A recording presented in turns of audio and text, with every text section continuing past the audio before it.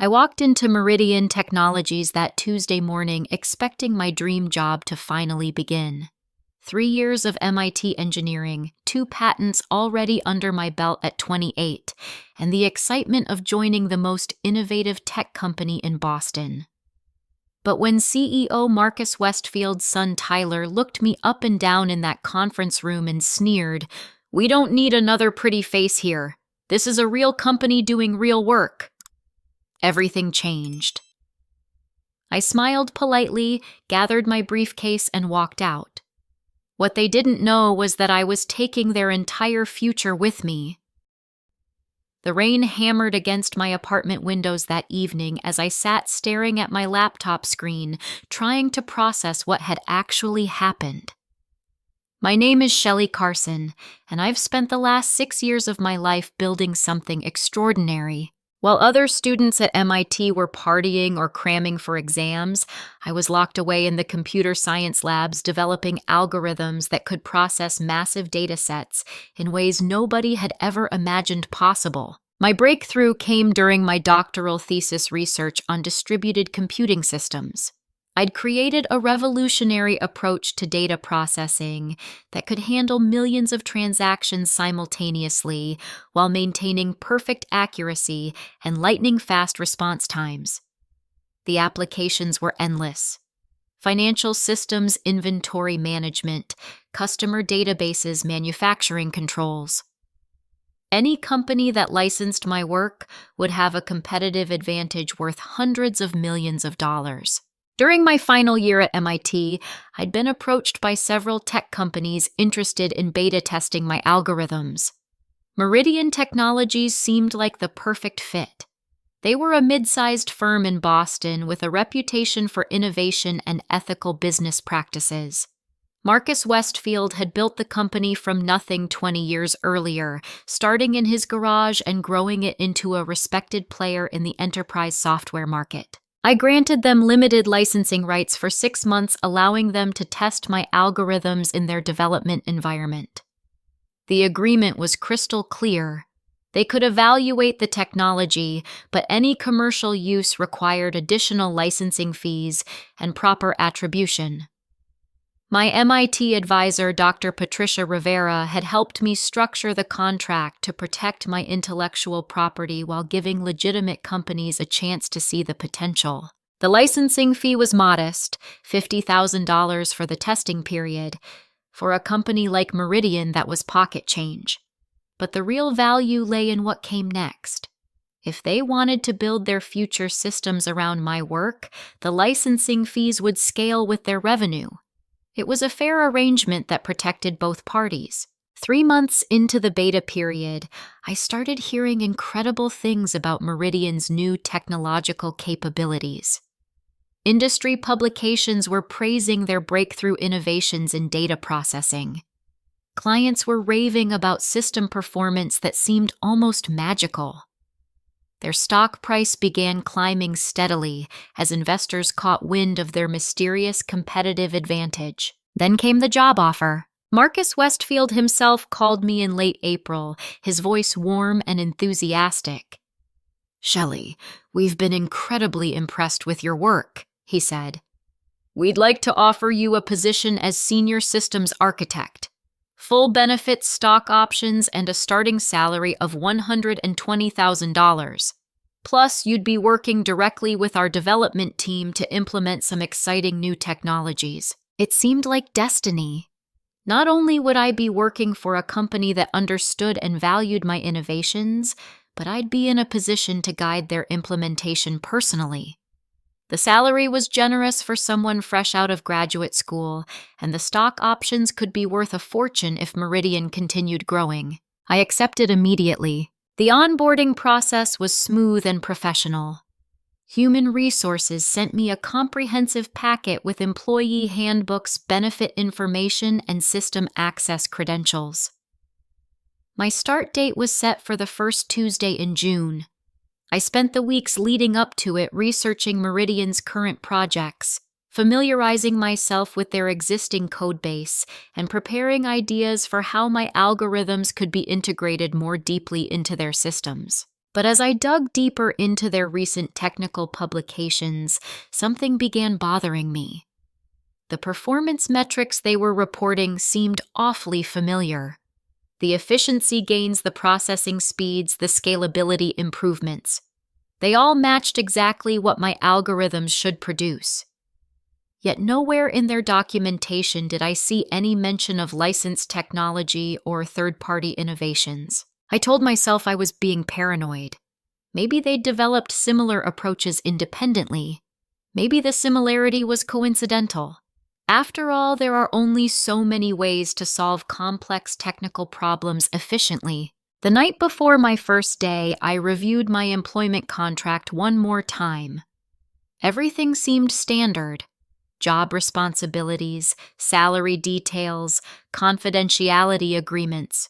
But buried in the fine print was a clause that made my stomach drop. By signing the employment agreement, I was assigning all rights to any work-related intellectual property to Meridian Technologies. I called Dr. Rivera immediately. "That's a standard clause," she assured me. "It only applies to work you do while employed by them. Your existing patents are completely protected. They can't retroactively claim ownership of research you completed before joining the company." Still, something felt wrong. But I'd already committed to the job, given notice at my part-time research position, and signed a lease on a new apartment closer to Meridian's headquarters. There was no backing out now. Tuesday morning arrived with perfect June weather. I dressed carefully in a navy blue blazer and matching skirt, professional but not overly formal. My portfolio contained copies of my patents, technical specifications for my algorithms, and ideas for how Meridian could expand their implementation.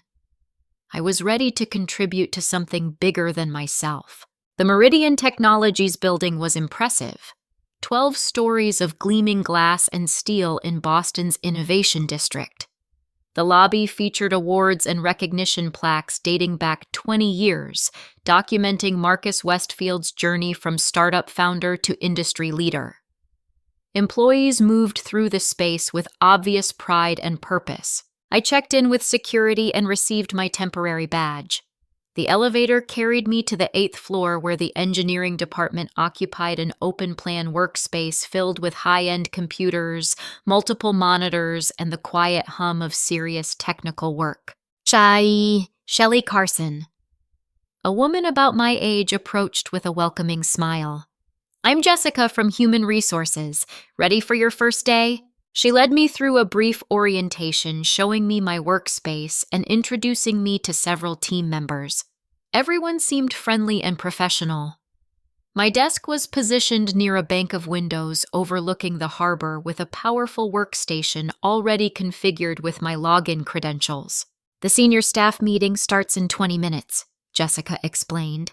"Marcus likes to personally welcome new team members, especially ones joining at your level." The conference room was located on the top floor with panoramic views of Boston Harbor. As employees filed in, I recognized several faces from the company website and technical publications. These were serious professionals who'd built their reputations on solid engineering and innovative thinking. Marcus Westfield entered right on time, carrying himself with the confident bearing of someone accustomed to leadership.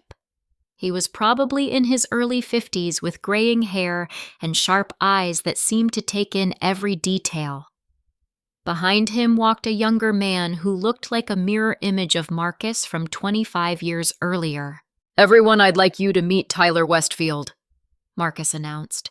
"He's joining us as Chief Technology Officer, bringing fresh perspectives on emerging technologies and strategic partnerships." Tyler Westfield. The name hadn't appeared in any of my research about the company's leadership structure. As he took a seat at the head of the table, I realized Marcus was introducing his son to the senior staff for the first time. "Tyler has been instrumental in our recent technological breakthroughs," Marcus continued.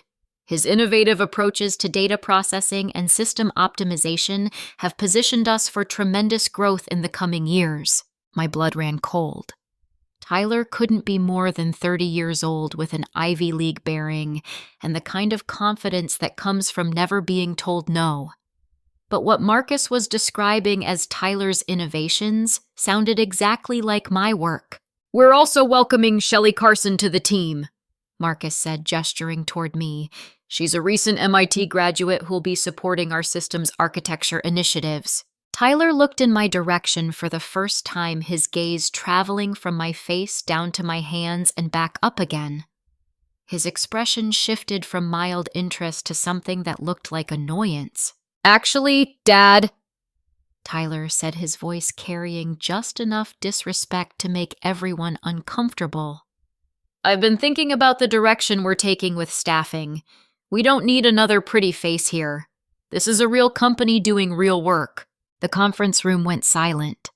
I felt my cheeks burn as every person in the room suddenly found somewhere else to look.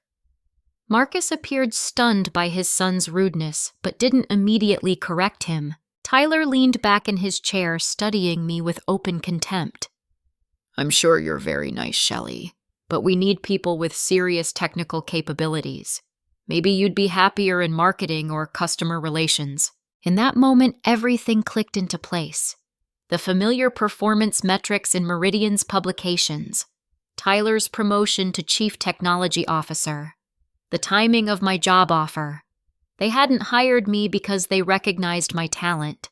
They'd hired me to neutralize a potential problem. I stood up slowly, gathering my portfolio and purse with steady hands.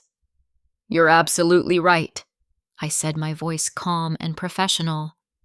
"This clearly isn't the right fit for me." As I walked toward the conference room door, Tyler called after me. "Nothing personal, sweetheart. It's just business." I paused at the threshold and turned back to face him. "You're right about that, too. It is just business." Then I walked out, taking their entire future with me. The elevator ride down 12 floors gave me time to think clearly for the first time in hours. By the time I reached the lobby, my shock had crystallized into cold, analytical fury. Tyler's dismissive cruelty wasn't just workplace sexism. It was the arrogance of someone who'd been stealing my work and thought he'd gotten away with it. I drove straight to my apartment and spread every document related to Meridian Technologies across my kitchen table. The original licensing agreement signed 6 months earlier, technical specifications I'd provided during the beta testing period, email correspondence with their engineering team, performance reports they'd published in industry journals, marketing materials promoting their revolutionary breakthrough technology. The pattern was undeniable. Every major improvement in Meridian's capabilities corresponded exactly to features of my algorithms. The processing speeds, the scalability metrics, the fault tolerance characteristics. They weren't just similar to my work, they were identical, down to specific mathematical constants and optimization parameters that were unique to my approach. But here was the crucial detail: my licensing agreement with Meridian had expired 2 weeks ago. According to the contract, they had 15 days to either purchase extended licensing rights or discontinue use of my technology. I'd received no communication about renewal, and certainly no payment for ongoing commercial use. They were running their entire operation on stolen intellectual property. I spent the next 3 hours documenting every instance where Meridian had used my work beyond the scope of our agreement. Their customer database system built entirely around my data processing algorithms. Their inventory management platform utilizing my optimization techniques. Their financial reporting tools powered by my distributed computing innovations. Even their corporate website's back-end infrastructure was running on code derived from my research. The scope of the theft was staggering. They'd built their entire competitive advantage around technology they had no legal right to use. And now Tyler Westfield was being celebrated as the brilliant innovator responsible for all of it. My phone rang as I was cross-referencing patent documentation. Dr. Rivera's name appeared on the screen. "Shelley, how did your first day go?" Her voice carried the warm enthusiasm of someone who genuinely cared about her former student's success. "Not exactly as planned," I said, then explained the morning's events in detail. The silence stretched for nearly 30 seconds before Dr. Rivera spoke again. That's not just workplace harassment, Shelley. That's systematic intellectual property theft. Have you checked your patent registrations recently? I hadn't thought to verify the patent database since submitting my applications 8 months ago. While Dr. Rivera waited on the line, I logged into the United States Patent and Trademark Office portal and searched for my filings. Both patents were there officially registered under my name with all rights assigned to me personally. The timestamps showed they'd been approved 3 months ago, well before Meridian's recent surge in capabilities. There was no ambiguity about ownership or licensing terms. They're definitely mine, I told Dr. Rivera. Registered and protected. Then you need to contact them immediately about licensing compliance. If they're using your patented technology without authorization, they're violating federal intellectual property law. But first I needed to understand exactly how deep the theft went. I called Amanda Rodriguez, a former MIT classmate who'd graduated from law school the previous year and was now working for a Boston firm specializing in technology disputes. We'd stayed in touch through alumni events, and I knew she had experience with intellectual property cases. Can you meet me for coffee this afternoon? I asked. I think I need legal advice about a patent issue. Amanda agreed to meet at a cafe near her office. When I explained the situation, her expression grew increasingly serious. This sounds like textbook patent infringement, she said. But before we go any further, we need to determine exactly what they're doing with your technology. Can you prove they're using your algorithms in their commercial systems? I can do better than that, I said. I can show you exactly how they're using them because I still have administrative access to monitor the implementation. Amanda's eyebrows shot up. You what? During the beta testing period, Meridian had given me monitoring credentials so I could track how my algorithms were performing in their development environment. Since my employment had ended before I'd officially started, those credentials had never been revoked. We walked back to Amanda's office where she provided a secure conference room with a computer isolated from the firm's main network. I logged into Meridian's systems using my monitoring access, and what we discovered was even worse than I'd suspected. Not only were they using my algorithms throughout their core business systems, but they'd integrated them so deeply that removing my code would cripple their entire operation. Customer databases, financial transactions, inventory tracking, payroll processing, vendor management. Everything depended on technology they had no right to use. This is massive, Amanda said, scrolling through screens of system diagnostics. They've built their whole infrastructure around your work. If you revoked access tomorrow, they'd be out of business within hours. She was right. My algorithms weren't just powering individual applications at Meridian, they were the foundation layer that everything else relied upon. I'd designed them that way intentionally, creating a unified platform that could support multiple business functions while maintaining perfect data consistency and performance. There's something else you need to see, I said, navigating to the system logs that tracked user activity. The access records showed extensive activity from an account registered to Tyler Westfield. Over the past 3 months, he'd been downloading technical documentation, copying algorithm specifications, and even exporting sections of my source code. The timestamps corresponded perfectly with industry presentations where Tyler had been credited as the innovator behind Meridian's breakthrough technologies. Amanda leaned back in her chair, shaking her head slowly. He's been systematically stealing your work and claiming credit for it. Do you have records of his public statements about these innovations? I did. Over the past month, I'd collected articles from TechCrunch, Wired, and other industry publications featuring Tyler as a rising star in enterprise software development. In each interview, he described his revolutionary approaches to data processing and system optimization. The technical details he provided were lifted directly from my MIT thesis research. There's more, Amanda said, pulling up additional browser windows. Look at this. She'd found a venture capital presentation deck uploaded to Meridian's investor relations portal. Tyler was scheduled to present to 3 major investment firms next week, seeking $50 million in Series C funding. The entire presentation was built around proprietary technological advantages that were actually my patented innovations. They're trying to raise money based on stolen technology, I said. Worse than that, Amanda replied. They're committing securities fraud. If they take investment money based on technologies they don't own, they're exposing investors to massive liability when the truth comes out. We spent another hour documenting everything we'd found. The evidence was overwhelming and undeniable. Meridian Technologies was operating an entire business on the foundation of intellectual property theft. Tyler Westfield had built his professional reputation by claiming credit for innovations he'd stolen. And Marcus Westfield was either complicit in the theft or criminally negligent in his oversight of company operations. What are my options? I asked. Amanda's expression was grim but determined. Legally, you have several paths. You can demand immediate licensing compliance, which would cost them millions in retroactive fees. You can file for injunctive relief, which would force them to stop using your technology until they pay proper licensing. Or you can revoke their access entirely and let them deal with the consequences.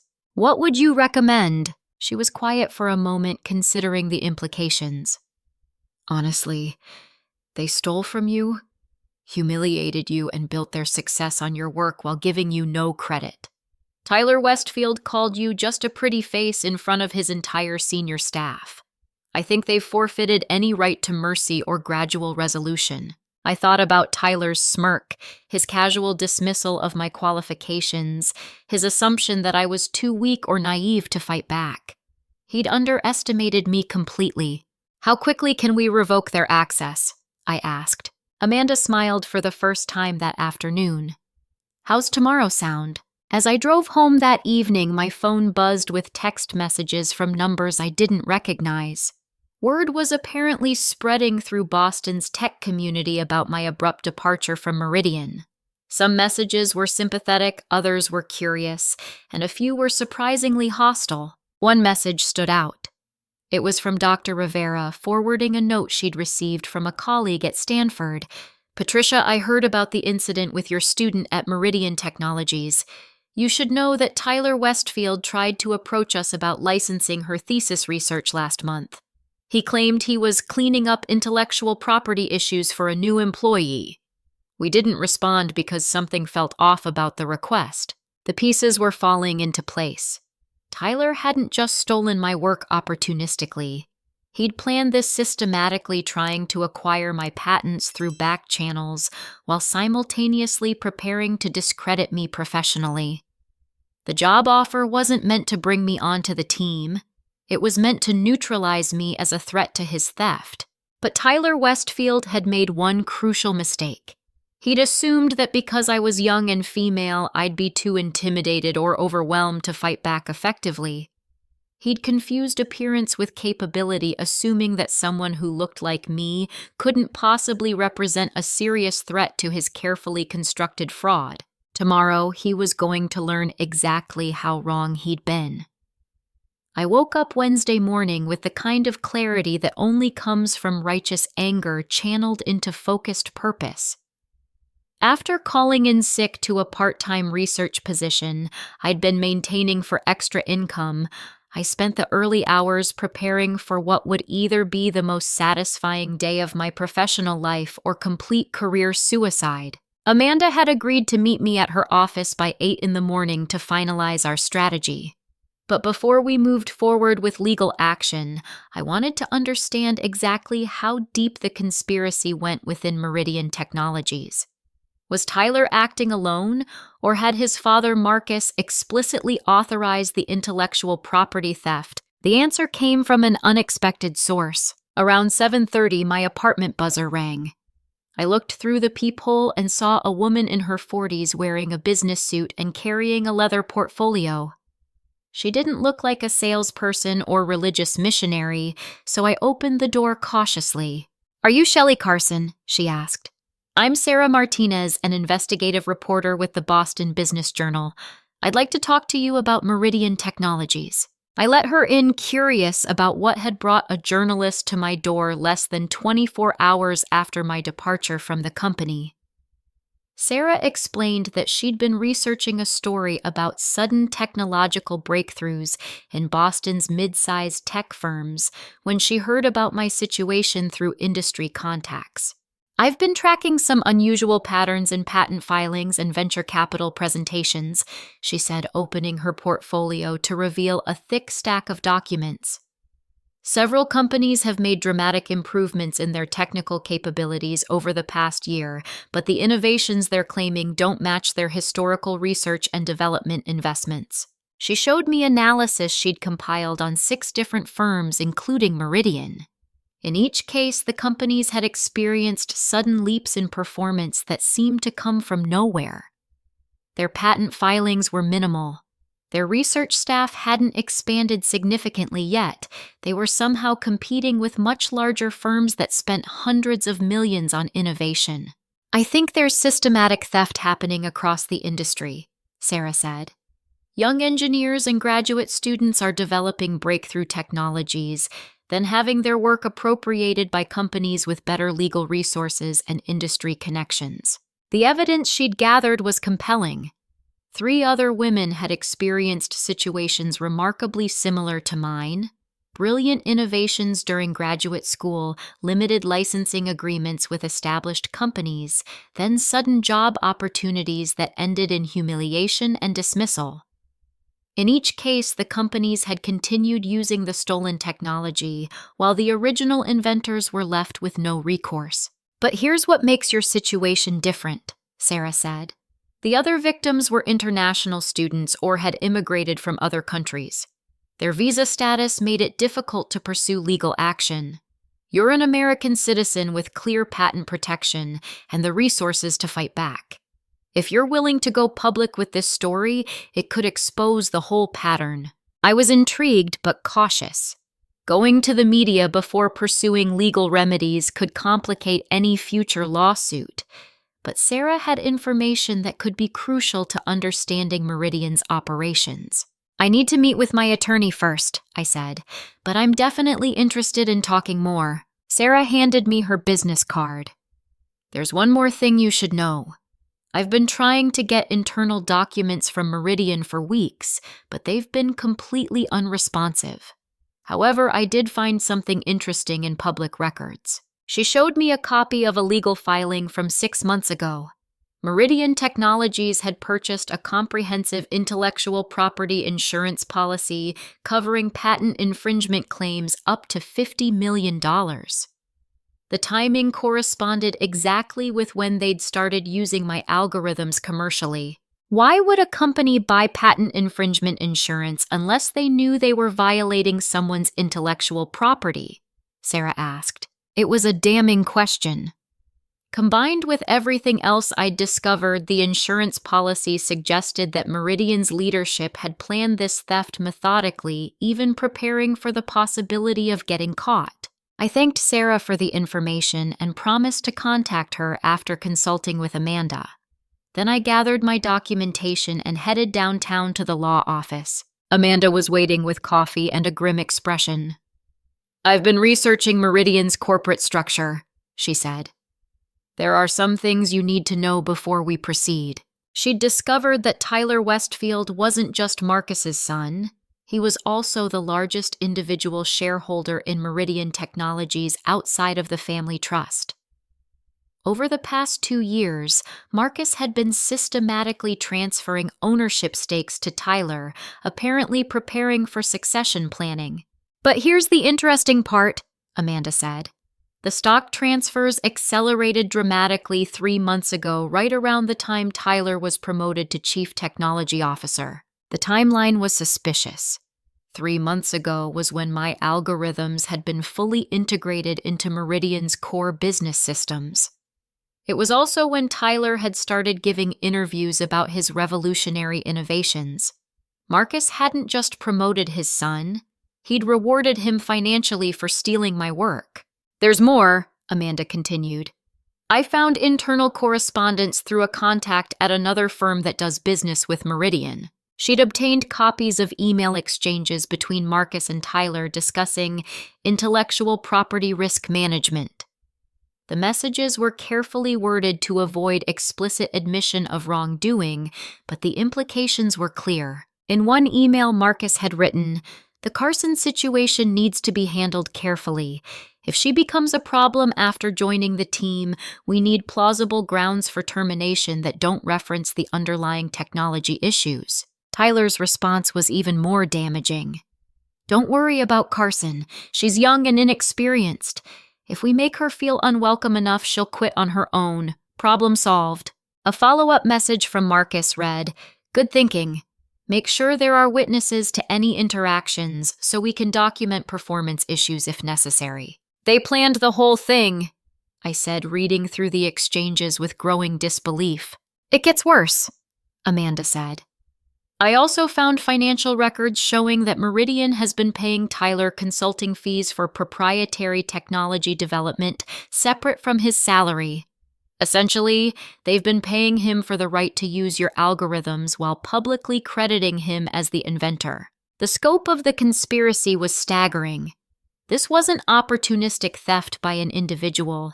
It was systematic fraud orchestrated by the company's senior leadership.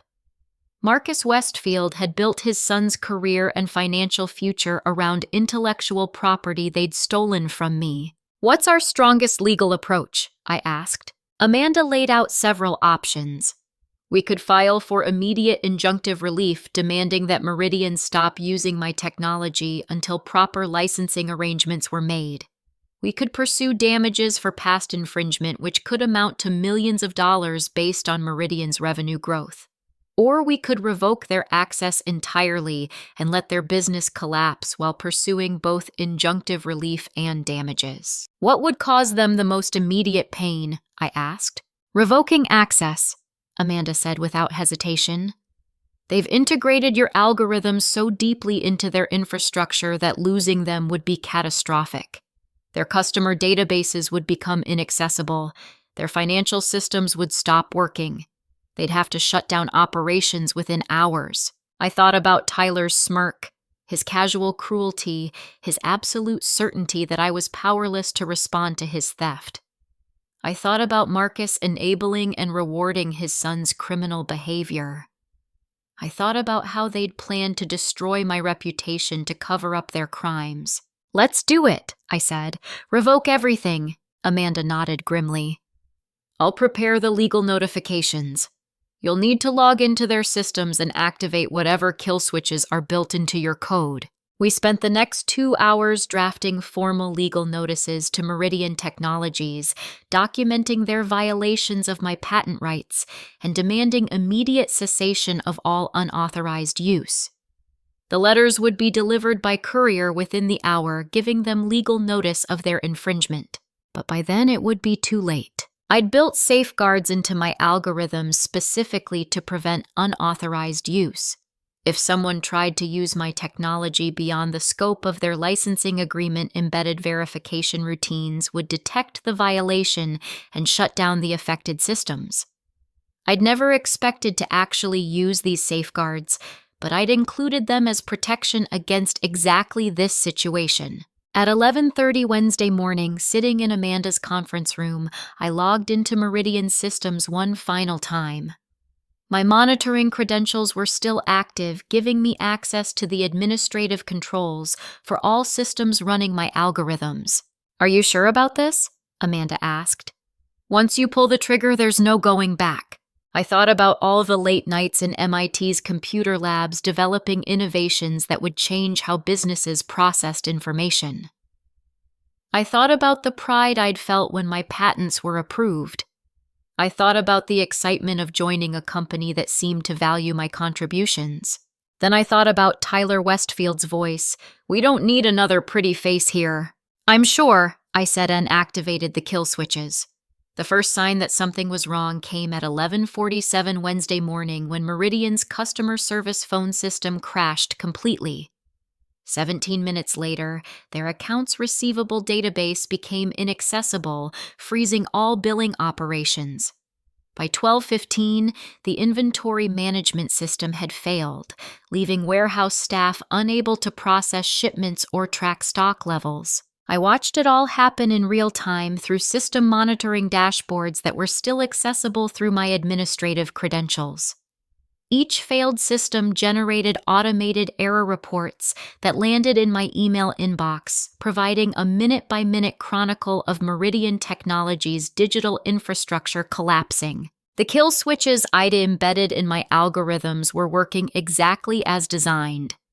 When the verification routines detected unauthorized use beyond licensing limits, they triggered cascading shutdowns that rendered the affected systems completely inoperable.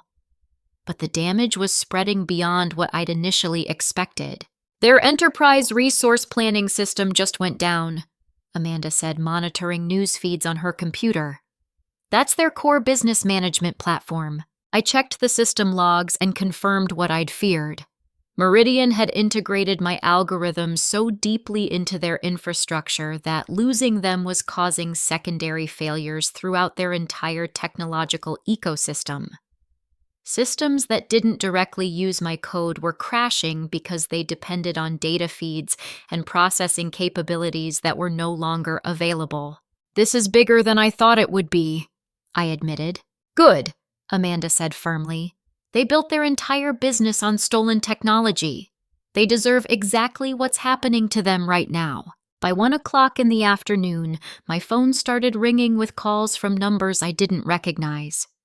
I let them go to voicemail, but the messages told the story of Meridian's escalating crisis. The first was from Dr. Patricia Rivera, forwarding a frantic inquiry she'd received from Marcus Westfield. "Shelley Marcus Westfield called asking for your contact information. He claims there's been a misunderstanding about licensing agreements and wants to resolve things immediately. I told him to contact you through proper legal channels. Please be careful." The second message was from Tyler Westfield himself, his voice tight with barely controlled panic. "Carson, I don't know what kind of game you're playing, but our systems are having some technical issues that seem related to your beta testing code. We need you to fix this immediately. Call me back at this number as soon as you get this message." By 2 o'clock, the messages had become increasingly desperate. Tyler's third call was openly hostile. "Listen, you little witch, I don't know what you think you're proving, but you're messing with people's livelihoods. We have 300 employees who depend on this company. Stop whatever you're doing and call me back now, or you'll be hearing from our lawyers." Amanda and I exchanged glances. "He just threatened you on a recorded voicemail," she said. "That's evidence of consciousness of guilt. He knows exactly what he did wrong." The fourth message came from Marcus Westfield personally, his tone alternating between conciliatory and threatening. "Miss Carson, this is Marcus Westfield. I believe there may have been a misunderstanding yesterday regarding your employment situation.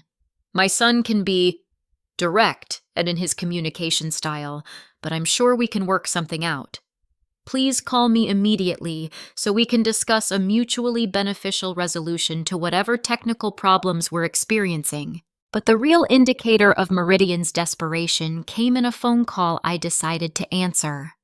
The caller ID showed Amanda's office number, but when I picked up, it was a voice I didn't recognize. "Is this Shelley Carson?" The woman sounded professional but strained. "Who's asking?" "This is Jennifer Walsh from Meridian Technologies' legal department. We've received some concerning communications from your attorney today, and we'd like to schedule a meeting to discuss the situation." Amanda was listening on speakerphone, taking notes rapidly. "What specifically would you like to discuss?" I asked. "There seem to be some technical issues with our computer systems, and we understand you may have insights into resolving them. We're prepared to offer substantial compensation for your assistance." How substantial? There was a pause. "We could arrange a consulting contract for $50,000 to help us troubleshoot these problems." I almost laughed out loud. They were offering to pay me $50,000 to fix systems that were running on technology they'd stolen from me. The audacity was breathtaking. I'll need to discuss that with my attorney and get back to you, I said. After hanging up, Amanda and I reviewed the broader situation. According to news reports that were starting to appear on technology websites, Meridian's stock price had dropped 12% in the past 3 hours. Trading had been temporarily suspended while the company tried to explain the extent of their technical difficulties. More importantly, 3 of Meridian's largest clients had already called emergency meetings to discuss the service disruptions. According to industry sources, the clients were considering contract cancellations if Meridian couldn't restore full functionality within 24 hours. They're hemorrhaging money by the hour, Amanda said. Every minute their systems stay down, they're losing revenue and damaging their reputation. My phone buzzed with a text message from Tyler. You're destroying 300 jobs. Is your ego really worth that? I showed the message to Amanda. Now he's trying guilt tactics. Don't let him manipulate you, she said. He created this situation by stealing your work. The consequences are entirely his responsibility. But Tyler's message raised a valid concern. Meridian Technologies employed hundreds of people who had nothing to do with the intellectual property theft. Customer service representatives, warehouse workers, accountants, marketing staff, innocent employees whose paychecks depended on a company built on stolen technology. What happens to them if Meridian goes out of business? I asked. Amanda's expression was sympathetic but firm. That's not your responsibility, Shelley. Tyler and Marcus Westfield made the decision to build their company on stolen intellectual property. They created this vulnerability, not you. Still, the human cost bothered me. I'd entered this fight to protect my own rights and punish the people who'd wronged me. I hadn't considered the broader implications for innocent employees and their families. My reflection was interrupted by another phone call. This time, the caller ID showed a Boston number I didn't recognize. Miss Carson. This is David Kim from TechCrunch. I'm writing a story about the situation at Meridian Technologies, and I'd like to get your perspective. News of Meridian's technical problems was spreading through industry media faster than I'd expected. Within hours, technology journalists were connecting the company's sudden difficulties to my abrupt departure. The story was becoming public whether I wanted it to or not. I can't comment right now, I said, but I may have more to say in the coming days. Can you at least confirm that you're the Shelley Carson who holds patents on distributed data processing algorithms? Yes, that's correct. And is it true that Meridian Technologies has been using technology covered by your patents?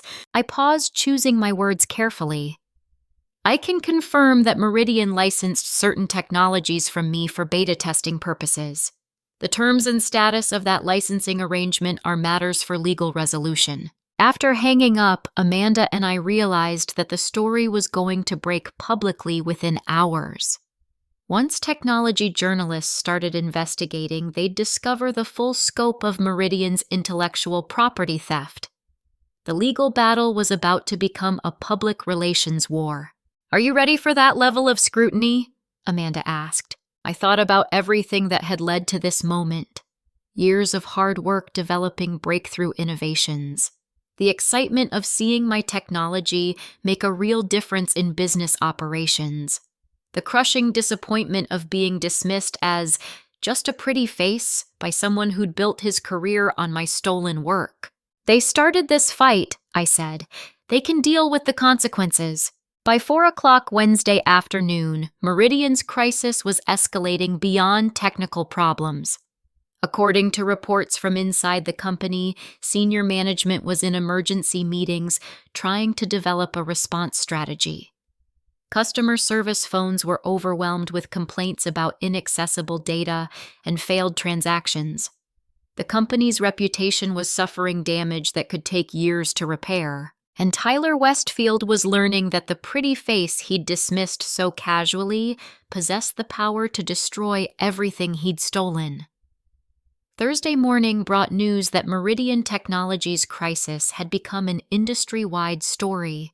TechCrunch had published a detailed article titled, "When Patents Attack How IP Theft Crippled a Boston Tech Firm." The piece documented Meridian's sudden technical capabilities over the past year, my patent registrations, and the suspicious timing of my employment offer and dismissal. But the real earthquake came from an unexpected source. At 9:30 in the morning, my phone rang with a call from Sunnyvale, California. The caller ID showed a number I didn't recognize, but when I answered, the voice was unmistakably confident and purposeful. "Is this Shelley Carson?" "This is Rebecca Chen from Google's Strategic Partnerships Division. We've been reading about your situation with Meridian Technologies, and we'd like to discuss potential licensing opportunities for your data processing patents." I nearly dropped the phone. Google wanted to license my technology. "I'm definitely interested in discussing that," I said, trying to keep my voice steady. "Excellent. I'm flying to Boston this afternoon. Would you be available for a meeting tomorrow morning?" After hanging up, I called Amanda immediately. "Google wants to license my patents." "That's incredible," she said. "But you need to be careful.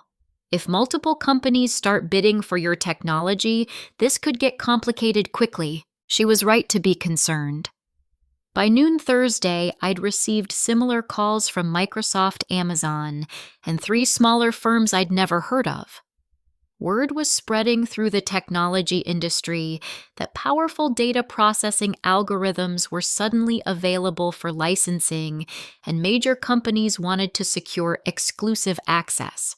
The bidding war began that afternoon. Microsoft called back with an initial offer of $5 million for exclusive licensing rights. An hour later, Amazon countered with $7 million. By evening, Google had increased their proposal to $10 million, plus royalty payments based on implementation scale. "This is happening faster than I expected," I told Amanda during an emergency meeting in her office. "I thought it would take weeks to find licensing partners." "Your technology is more valuable than you realized," she said. "These companies have been watching Meridian's performance improvements for months, wondering how they achieved such dramatic results. Now they know it was your algorithms, and they want that same competitive advantage. But the real vindication came from an unexpected source. At 6 o'clock Thursday evening, I received a call from Sarah Martinez, the investigative journalist who'd visited me the day before. "So, Shelley, I need to tell you about something I discovered today," she said. "I've been contacting the other women who experienced similar situations to yours. All 3 of them want to tell their stories publicly." Sarah had tracked down Jennifer Wu, a Stanford graduate whose machine learning algorithms had been stolen by a Silicon Valley startup. Lisa Patel, whose cybersecurity innovations were taken by a consulting firm in Austin, and Maria Santos, whose financial modeling software was appropriated by a hedge fund in New York. "They've all been afraid to speak out because of visa issues or NDAs," Sarah explained. "But seeing your story has given them courage. Jennifer's visa situation has stabilized. Lisa's NDA had a clause that's voided by criminal activity, and Maria has dual citizenship now." The implications were staggering. This wasn't an isolated incident. There was a systematic pattern of established companies stealing innovations from young female engineers and claiming credit for their work. "If we coordinate their stories with yours, we can expose the whole system," Sarah said. "But I need to know if you're willing to go fully public with this." I thought about Tyler's smirk, his assumption that I was too weak to fight back. I thought about Marcus enabling his son's theft. I thought about how many other brilliant women had been silenced by fear and isolation. "Let's do it," I said. Friday morning's meeting with Google took place in a conference room at the Marriott downtown. Rebecca Chen arrived with 2 technical specialists and a contracts attorney. They'd clearly done their homework. "We've analyzed Meridian's published performance metrics," Rebecca explained. "If your algorithms can deliver those results, they're worth far more than our initial offer. We're prepared to discuss $20 million plus implementation royalties." $20 million. For work I'd done in graduate school while eating ramen noodles and surviving on 3 hours of sleep per night. However, Rebecca continued, we need exclusive licensing rights. The competitive advantages are too significant to share with other firms. Before I could respond, my phone buzzed with a text message from Amanda. Amazon just called. They're offering $25 million. The bidding war was accelerating beyond anything I'd imagined possible. But as flattering as the attention was, I had other priorities. I'm interested in licensing discussions, I told Rebecca, but I want to wait until some legal issues are resolved with the current situation. After the Google team left, I met Amanda at her office to review our strategy. Meridian Technologies was now entering its third day of system outages. According to industry reports, they'd lost 6 major clients and were facing potential bankruptcy if operations couldn't be restored soon. Tyler called my office 4 times this morning, Amanda said. He's getting desperate. The voicemails had escalated from pleading to threats to barely coherent panic. In the most recent message, Tyler had offered to personally pay me $2 million to restore their systems, no questions asked. He's trying to buy his way out of this without admitting wrongdoing, I said. Exactly. But there's another complication. Marcus Westfield showed up at my office in person an hour ago. Amanda described an uncomfortable confrontation where Marcus had tried to convince her to arrange a private meeting with me. He'd offered $10 million in licensing fees retroactive to the start of their beta testing period, plus a formal apology and guaranteed future consulting contracts. What did you tell him? I told him to submit any offers in writing through proper legal channels, but honestly, Shelley, he seemed genuinely shocked by what's been happening. I think he really didn't understand how deeply Tyler had stolen your work. That possibility had been bothering me too. While Tyler had clearly orchestrated the theft systematically, Marcus might have been manipulated by his son's lies about developing breakthrough innovations independently. Does that change anything? I asked. Amanda shook her head. Marcus still enabled the theft even if he didn't fully understand it. And he definitely planned your humiliation and dismissal. The email evidence makes that clear. She was right. Even if Marcus hadn't known the technical details of Tyler's theft, he'd participated in the conspiracy to discredit me and cover up their crimes. My phone rang with another call from an unknown number. This time, it was a reporter from the Wall Street Journal wanting to discuss the broader implications of intellectual property theft in the technology industry. This is becoming much bigger than just Meridian, I told Amanda after declining to comment. Good, she said.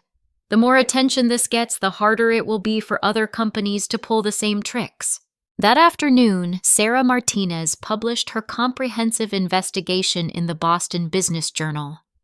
The article detailed not just my situation with Meridian, but the similar experiences of Jennifer, Lisa, and Maria.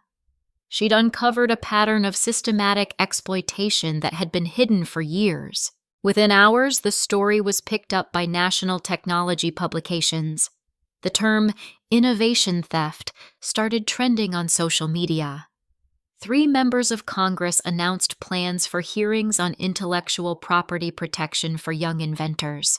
And Tyler Westfield discovered that dismissing someone as just a pretty face had consequences he'd never imagined possible.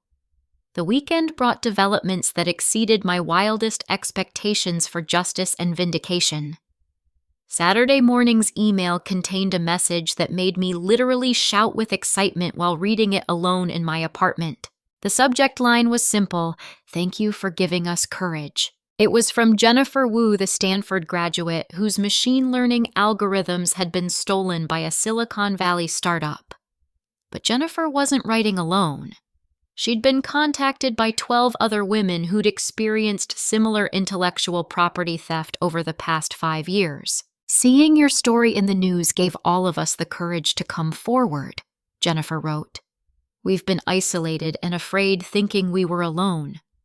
Now we realize this is a systematic problem affecting brilliant women throughout the technology industry. We want to join forces with you to expose everything. The scope was breathtaking.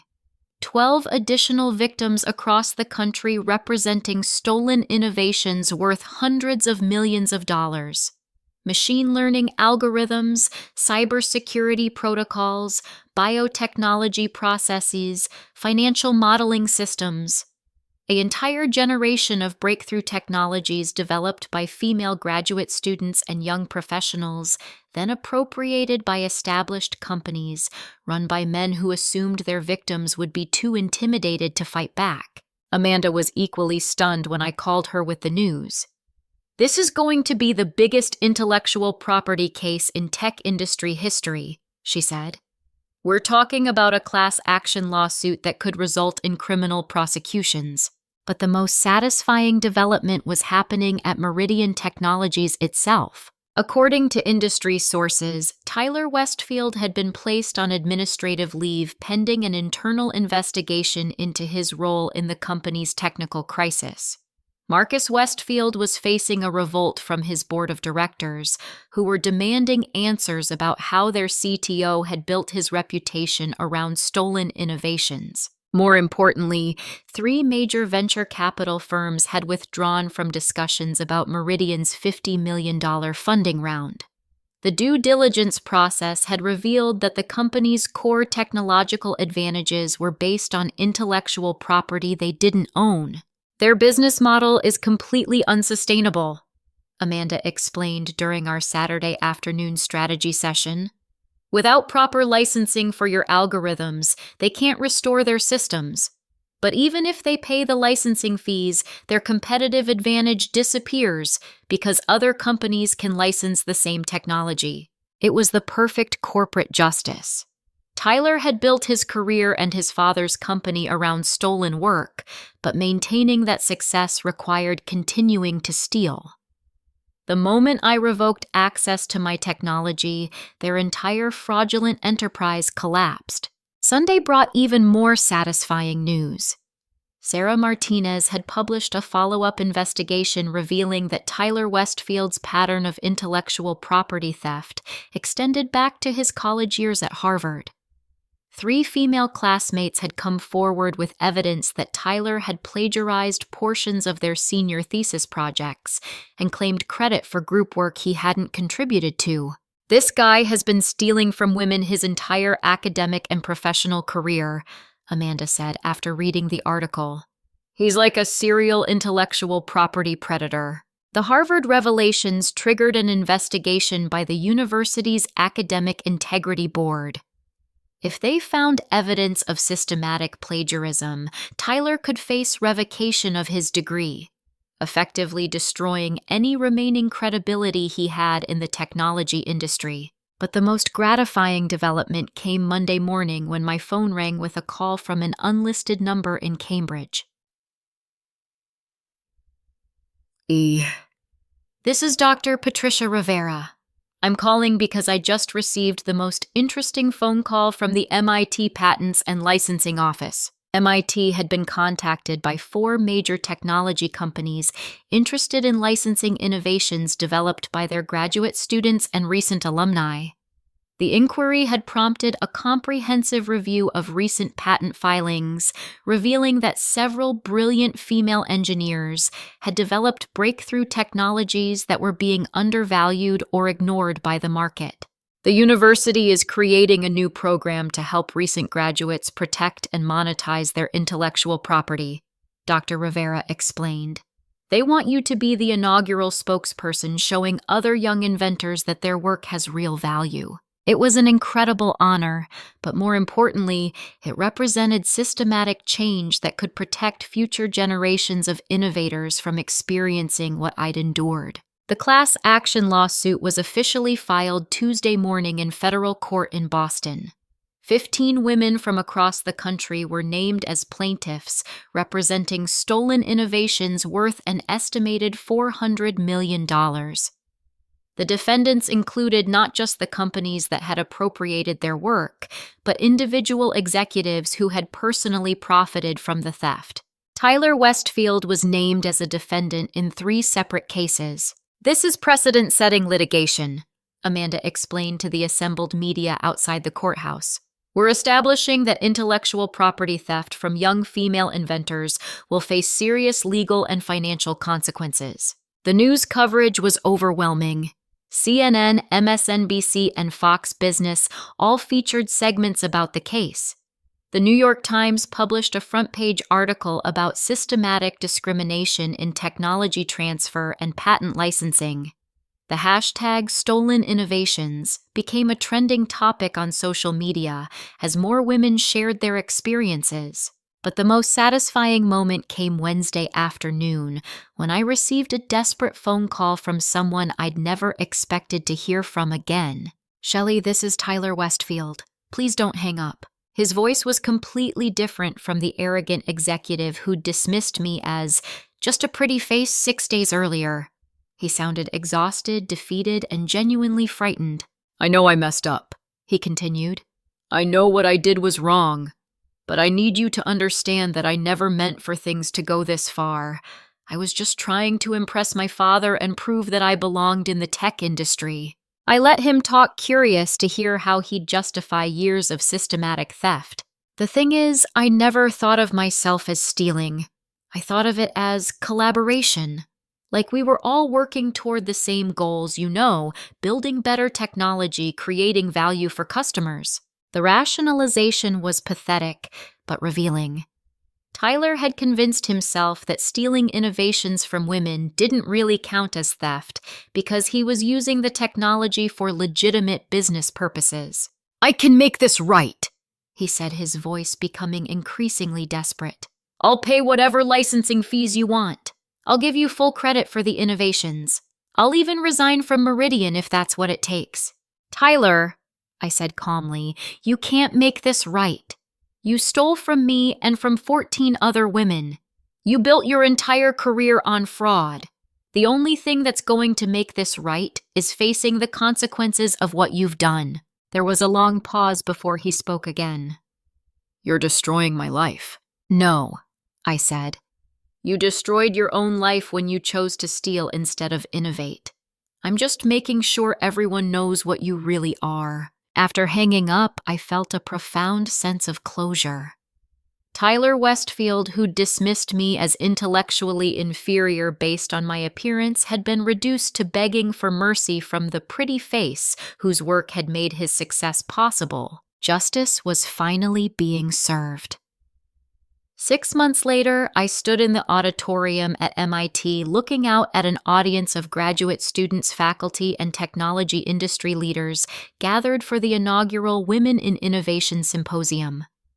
The events that had begun with Tyler Westfield's cruel dismissal had evolved into something far more significant than personal vindication. They'd sparked a movement that was changing how the technology industry valued and protected intellectual property developed by young female inventors. The legal resolution had exceeded even Amanda's optimistic projections.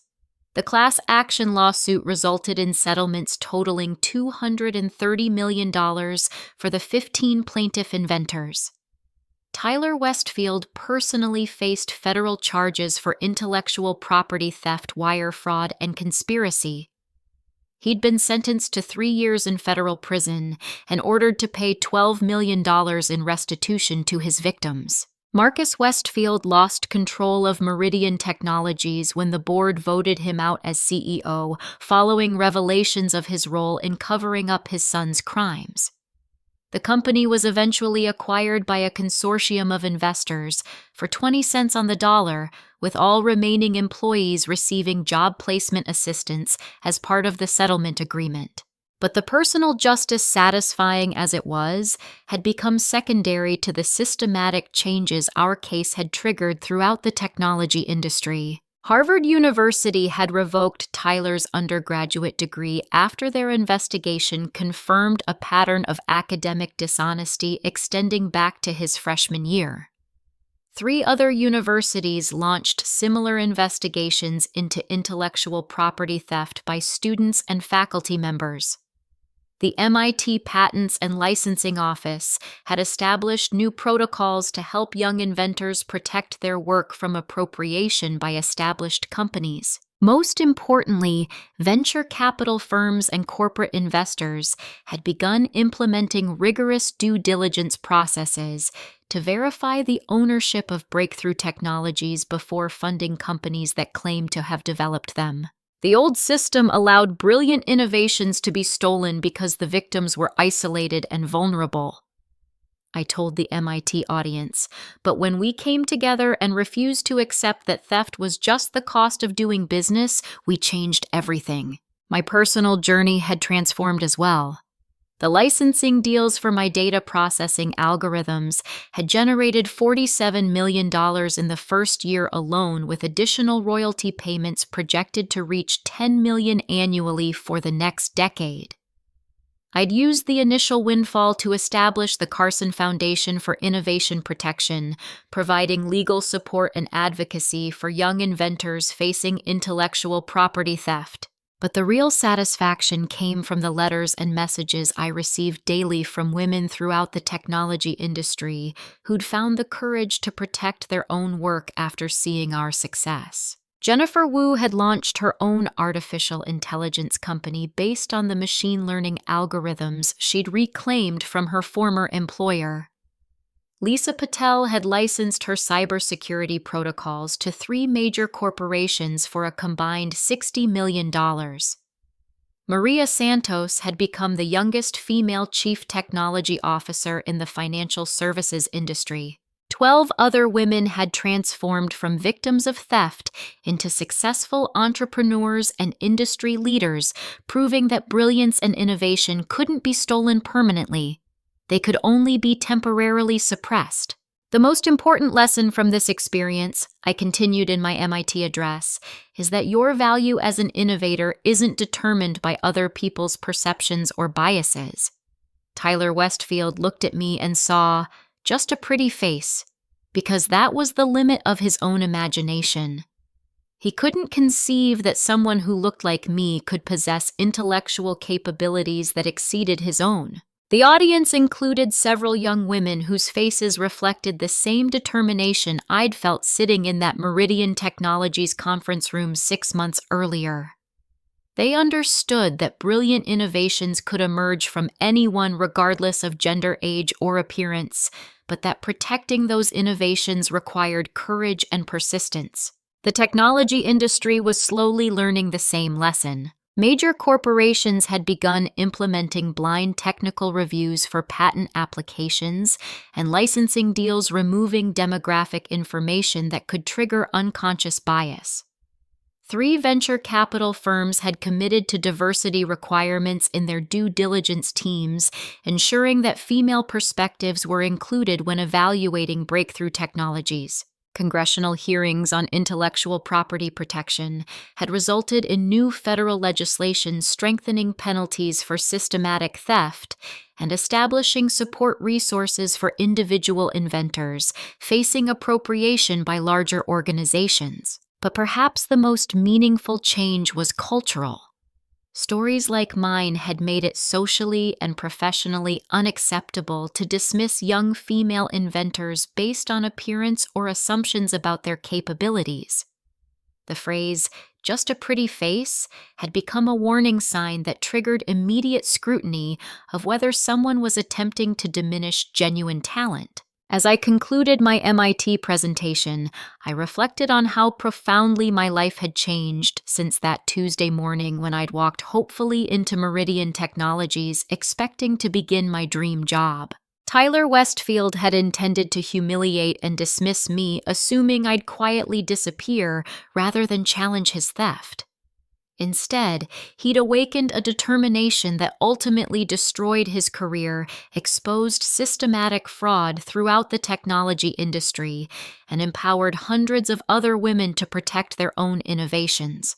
The young woman he'd underestimated as just a pretty face had become one of the most influential advocates for intellectual property rights in American technology. The algorithms he'd tried to steal had generated more wealth and impact under my control than they ever would have under his mismanagement. Most importantly, the movement that grew from our class action lawsuit had ensured that future generations of brilliant female innovators would never have to choose between protecting their work and advancing their careers. True innovation can't be stolen, I told the MIT audience in my closing remarks. It can be appropriated, temporarily misattributed, or hidden. But authentic creativity and breakthrough thinking will always find a way to emerge and flourish, especially when we support each other and refuse to accept that discrimination is inevitable. The standing ovation that followed wasn't just recognition of my personal journey.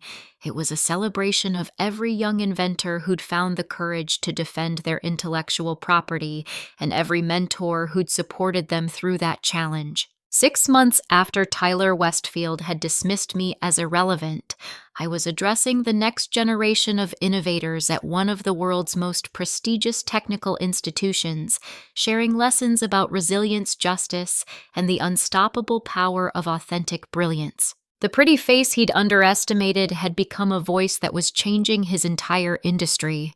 Have you ever been in a situation where someone underestimated your abilities based on your appearance or age? How did you prove them wrong? I'd love to hear your stories about overcoming bias and achieving success despite other people's limited expectations. Your experiences could inspire someone else who's facing similar challenges right now. Thank you for listening to my story, and remember, your worth isn't determined by anyone else's narrow vision of what success looks like. Keep innovating, keep believing in yourself, and never let anyone convince you that you're just anything. If this story resonated with you, please like this video, subscribe to the channel, and share it with someone who might need to hear this message today. Until next time, keep fighting for the recognition and respect you deserve.